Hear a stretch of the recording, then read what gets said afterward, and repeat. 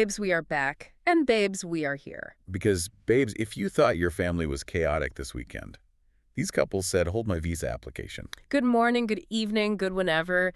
Babes, if you are new here, go ahead and subscribe. And babes, if you are a returning snarker, babes, we fucking love you. We really, truly do. I mean, you are the only people who understand this highly specific flavor of absolute madness.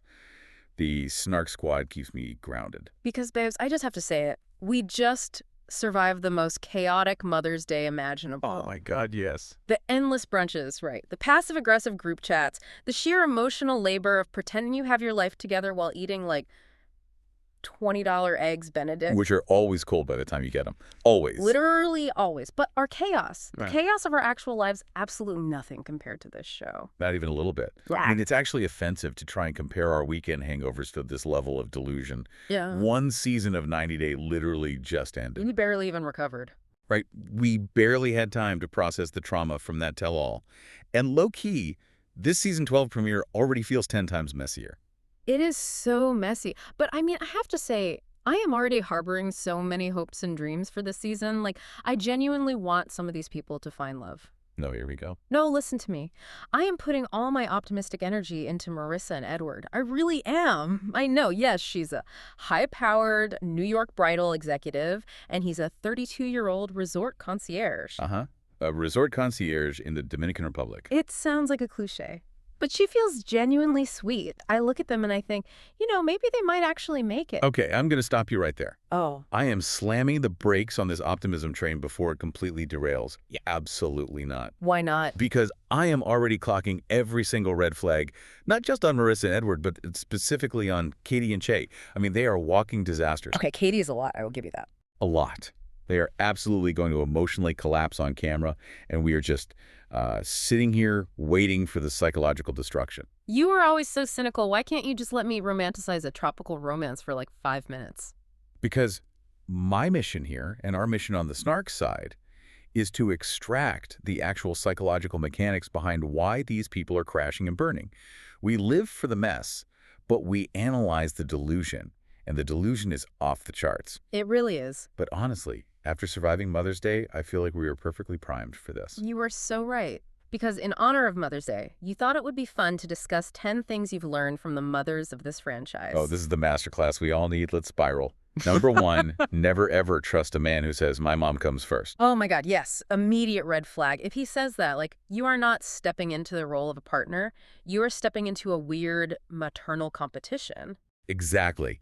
You are marrying into a matriarchy where you are at the absolute bottom of the food chain. Number 2, some mothers can smell a visa scam from an entirely different continent. They truly have a sixth sense for it. It's like their maternal instinct just like mutates into a lie detector. Right. They don't even need to meet the person. They just look at a filtered selfie and they know. Okay. Number 3, no one causes generational emotional damage quite like a TLC parent. The guilt trips. The crying on cue. See, I'm actually going to push back on that a little bit. Wait, really? You're defending them? Yes, because sometimes the mothers are the only ones functioning with a fully developed prefrontal cortex on this show. Oh, wow. Okay, fair. Someone has to be the villain. Someone has to say, no, you absolutely cannot drain your entire retirement account for someone who just asked you to buy them a PlayStation. That is such a good point. When the delusion takes over, the moms are the final line of defense against absolute financial ruin. We could literally do this all day. But babes, the frozen Aperol is absolutely on deck, and honestly, we are so here. Thank God. Hand me one right now. They are perfectly slushy. I mean, I needed this so badly. There's just something about frozen drinks that magically heals emotional trauma. It is medically necessary after this weekend. Right. Like you take one sip of this icy, bittersweet slush, and suddenly the fact that your aunt asked why you're still single just completely melts away. It's the physical sensation of a brain freeze hitting the reset button on your nervous system. Yeah. And the bitterness perfectly matches my outlook on these couples. It tastes like summer and bad decisions. Cheers to that. This cast already feels messier than normal, and babes, we are fully seated and ready. Let's get right into it. Spill the piping hot tea with me. We have to start with Catie and Josh. Babes, my jaw was literally on the floor. Yes, the OCD makeup bandit, that is her official title in the Snark universe now. The origin story of how they met is straight out of a messy rom-com that takes a really dark turn. set the scene analytically. Catie is 26. She calls herself a free-spirited Portlander, though if you look at the internet sleuths, she actually picked him up at the Eugene airport, which is a very different vibe. Completely different vibe. And Josh is 30, a very reserved, level-headed Brit from Cambridge. The contrast is jarring immediately. Okay, but the way they met, I was screaming at my TV. So Catie matches with Josh's friend Dave on Tinder. She goes to a bar, they take tequila shots, and she makes out with Dave. Which, fine, standard 20-something messiness. Right, but then Dave gets kicked out for being too rowdy, so what does Catie do? Does she go home? Of course not. No, she just pivots. She turns around and makes out with Dave's other friend because she thought he was hot. It's an astonishing display of escalation. And then she tries to kiss Dave's best friend, but he has a girlfriend and turns her down. She is systematically working her way through an entire social circle in a single evening. It's highly inappropriate. It gets worse, because finally she sets her sights on Josh. She asks him, and Josh, bless his conservative heart, rejects her. He literally tells her no, because she just spent the last 2 hours kissing his entire friend group. Which is a completely rational, psychologically sound response. Yeah. He recognizes the chaos. But she keeps pushing. He agrees to walk her home to make sure she's safe, and she corners him into a passionate makeout on a park bench, and then, I could not handle it, she sprints away and leaves him actively peeing in a bush. It is the least romantic meet-cute in the history of television. She left this man mid-urination in the foliage. Why did he agree to the K-1 visa? The sunk cost fallacy must have set in immediately, but let's look at the confessional because it got really dark. So dark. She confesses that recently she's been getting drunk and making out with other guys at bars, and she blames it entirely on her OCD and having intrusive thoughts. This is where my analytical brain just starts flashing bright red. I am completely shredding this excuse. It is an insult to psychology. People online were furious. Rightfully so. Let's unpack the clinical definition. In psychology, a core feature of obsessive-compulsive disorder is that the intrusive thoughts are ego-dystonic. That means they're unwanted and inconsistent with the person's values. Okay, that makes sense. It's driven by fear. Exactly. If they have a thought about hurting someone, it terrifies them. The compulsion is a ritual to prevent it. What Catie describes is ego-syntonic. She wants to make out with people when she drinks. She enjoys it. So it's not an OCD compulsion at all. No. Getting drunk and compulsively kissing strangers screams of disinhibition. It points towards severe impulsivity and, honestly, early-stage alcoholism. She is using a legitimate disorder as a get-out-of-jail-free card for cheating. Which is so manipulative. And if you know drinking triggers this habit, why wouldn't you just stop drinking? That is the defining metric of addiction. The refusal to stop using a substance despite knowing it causes harm. She tells the camera she's worried it'll be hard to give up alcohol. She's preloading her excuses for when she inevitably cheats again. It broke my heart for Josh. And you see the toll it takes at the airport reunion. Yeah. Babes, the cringe I felt was physical. He was a hostage. She picks him up and demands a literal 4-minute makeout session in the middle of the terminal. His body language is screaming. He's leaning away from her. He's British. They barely hug their own mothers in public, let alone do aggressive tonsil hockey next to the luggage carousel. And the cherry on top, they get in the car and she offers to wear lingerie for him in a hotel because she forgot to secure an apartment until the day before he arrived. Right, and she blamed her OCD for that too. She signed a lease sight unseen. So her OCD paralyzes her from signing a basic residential lease, but it actively forces her to make out with random men at dive bars. The math is not mathing. Josh is a hostage to her alcohol-fueled whims. It's going to be a total disaster. And speaking of using excuses to mask terrible behavior, Yeah. let's talk about couple number 2, Shea and Anabelle, or as I call him, the Paducah party predator. Precisely. We're moving from weaponized incompetence to weaponized charm. Shea is 54 years young, as he incessantly reminds everyone. He's a wealthy local celebrity in Kentucky, and Anabelle is his 54-year-old Filipina fiancé. And they met through his best friend, Greg, whose wife is Annabelle's best friend. A nesting doll of red flags. Babes, I was physically repulsed by the shower story. I had to pause the TV. The toenails. Yes. He is bragging that they met in person, and within hours, she hops into the shower to scrub his body and cut his toenails. He is a grown man. It's giving geriatric nurse. But to understand why he wants a caretaker, we have to look analytically at his lifestyle. The man is a walking distillery, 12 beers a day. crushing 12 beers a day, passing out fully clothed. And then he wakes up and blatantly lies to Anabelle on FaceTime, saying he only had 3 or 4. And he spends his weekends partying with 20-somethings on pontoon boats. It's so gross. It's that toxic what happens at the lake stays at the lake mentality. He uses this defense mechanism of, well, I'm just a friendly guy, to mask severe boundary issues. But the MVP of this premiere is ex-wife Nicole. Oh my God, Nicole, I lived for her. She is a reality TV heat-seeking missile. She is a masterclass in scorched earth television. She shows up just to spill the tea to the producers that Shea is overly flirty with Greg's daughter, Angie. His best friend's daughter. Yes. And when Nicole confronts him, Shea is just smirking in his lawn chair, playing it down like, oh, I'm just a hugger. But Nicole refuses to let him squirm out of it. She drops the absolute hammer. She reveals that she and Shea were in the same bed, post-divorce, drunk, while he was actively courting Anabelle. Anabelle literally called his phone, and Nicole was the one who reached over and held it. My jaw unhinged. And he tries to play it off like, oh, I was passed out. We didn't do anything, sir. He is a predator. He preys on young women at the lake with free drinks. And he preys on Anabelle's geographical distance to maintain his bachelor lifestyle. And we have to talk about his daughter, Allison, the daughter who lives literally right next door. Living rent-free. And she's on her porch, complaining about being a third wheel when Anabelle arrives. We need to talk about family enmeshment here. Yes, explain that because it felt so dark. In family psychology, enmeshment happens when personal boundaries dissolve.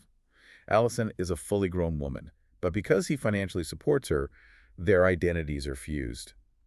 She views his romantic partners as direct threats to her own survival. Why are you competing with your father's fiancé for his attention? It's giving massive smother energy. She wants a rival out of the picture. Anabelle is walking into a trap. She needs to take her toenail clippers and run. But while Shea uses alcohol to fuel his delusion, our next couple uses sheer spiritual conviction. Couple number 3, Ashia and Maxwell. Babes, the tonal shift was wild. Ashia is 38. A Pentecostal prophetess-in-training from Alabama. Maxwell is 28 from Nigeria. The church scenes were an overwhelming sensory experience. The dancing in the aisles, her speaking in tongues on the phone with his family. She is so deeply convinced that God gave her a literal prophecy about this specific man. She stakes her entire spiritual reputation on this visa being approved, which makes the bureaucratic tragedy so, ironically, brutal. It was excruciating. So Max goes to the U.S. Embassy in Lagos for his final interview. And he doesn't go alone. He goes with his best friend. Why? Because his best friend is engaged to Ashia's best friend. A double fiancé buddy system. It is the most spectacularly foolish logistical decision ever documented. Yeah. Let's provide some context. The U.S. Embassy in Nigeria is highly scrutinized. They deal with high rates of visa fraud. They're basically detectives. Exactly. They use network analysis. So Max and his friend walk in, applying for the same highly scrutinized visa at the same time as a package deal. And for a second, it looks like a miracle. Max gets approved. He walks out celebrating, calling Ashia. But then the officers look at the photo evidence, and what do they see? Max and his friend, intertwined with Ashia and her friend, in group vacation photos. The database flags the network. It's like handing the police the blueprint to your own heist. That is a perfect analogy. They call Max back inside, rip up his approval paper, hand him a denial, and slap him with a lifetime ban for suspected fraud. A lifetime ban. Babes, I was screaming. How did they not see that coming? You can't treat a consular interview like a group outing to the mall. You do not need a degree in international law to know this was going to fail. It screams green card scam. And the tragic part is, the ban is lifted on appeal, but now they can't do the K-1 visa. Ashia has to fly to Nigeria, marry him there, and do a spousal visa, all because they wanted a double date at the embassy. Spiritual conviction cannot override consular algorithms. But let's talk about socioeconomic blindness. Couple number 4, Marissa and Edward. The say yes to the mess. The lifestyle clash is going to be epic. Marissa is a high-powered executive at a New York bridal shop. She lives in suburban Pennsylvania and does this grueling commute. Edward is a 32-year-old hotel concierge from a resort in the Dominican Republic. But before we get into that, I have to address the auditory assault. Oh my God. The medical overshare. My ears are still ringing. I have never felt more violated by an editing choice. So Edward got an adult circumcision right before flying to America. Fine, do you? But then it cuts to Marissa at work in a luxury salon, telling her professional colleagues that his stitches randomly fell out. And then it cuts to Edward on a busy street in the DR, talking to his doctor about his bleeding anatomy. Why do we know this? It was horrific. But analytically, I have to question his motives. Why get that specific surgery right before relocating? Is he trying to culturally adapt his anatomy because he thinks that's what American women expect? That is wild, but it kind of makes sense, like modifying his body for the American dream. But the real tension is structural.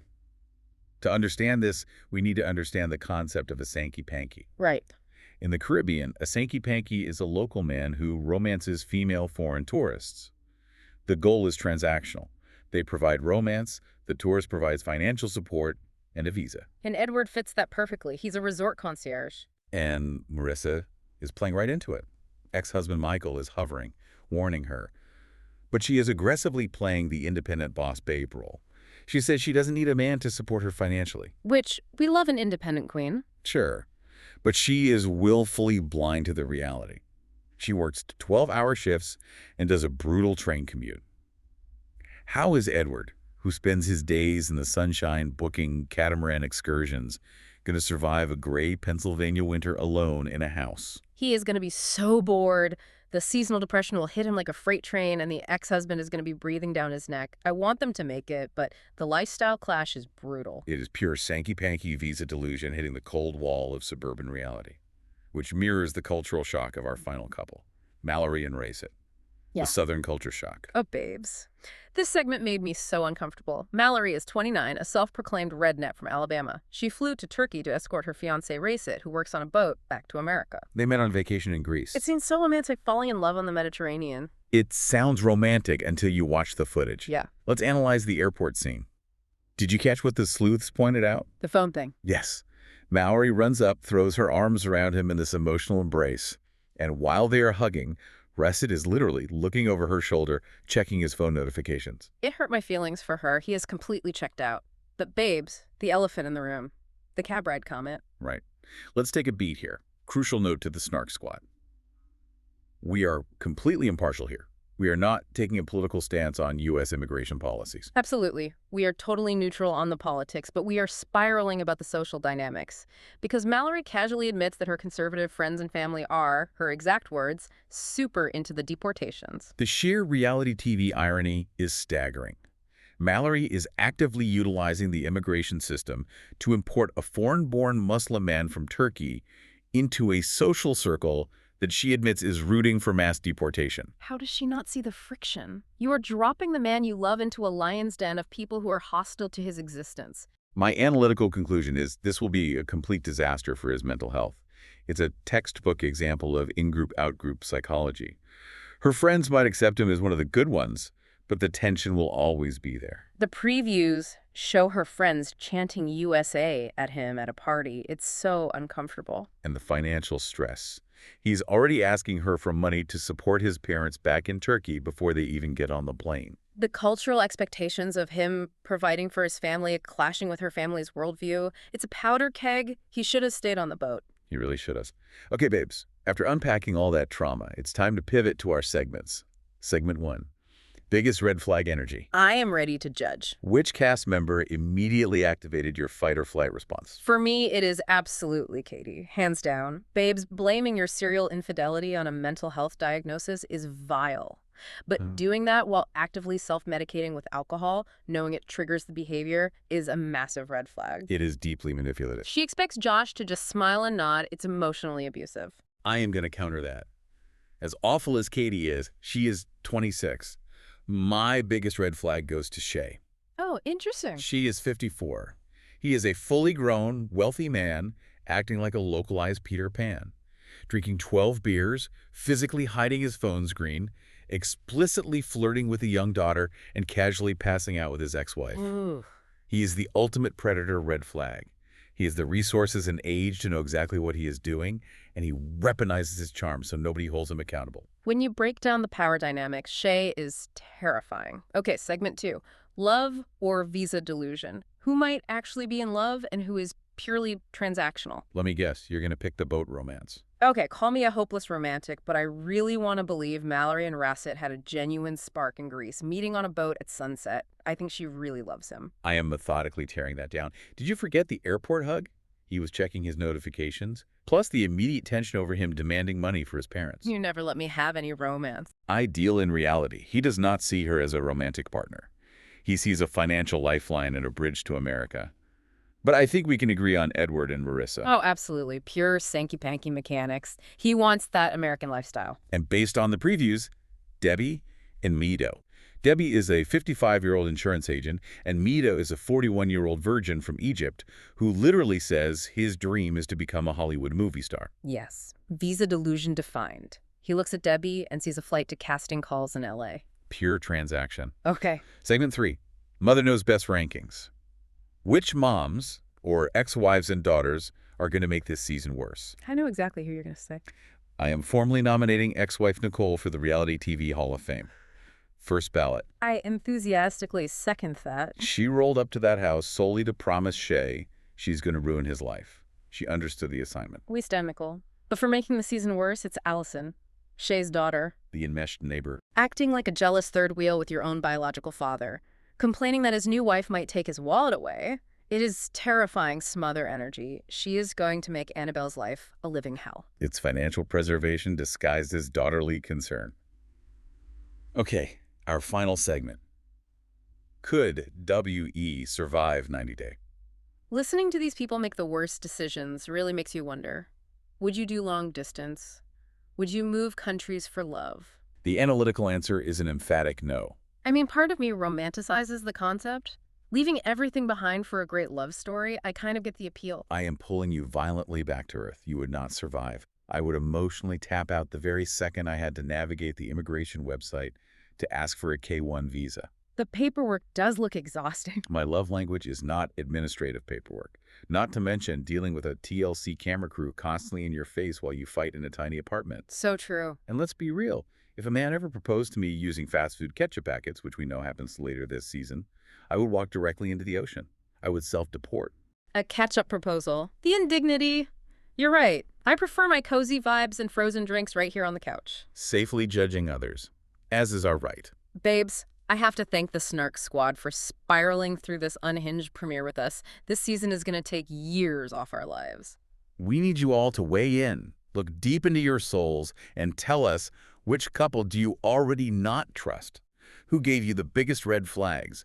And most importantly, what is your frozen drink of choice right now? Yes. Let us know what you think. And babes, don't forget to like, comment, and subscribe. Send in your own messy relationship stories. Stay romantic, stay delusional, and we will see you on the Snark side.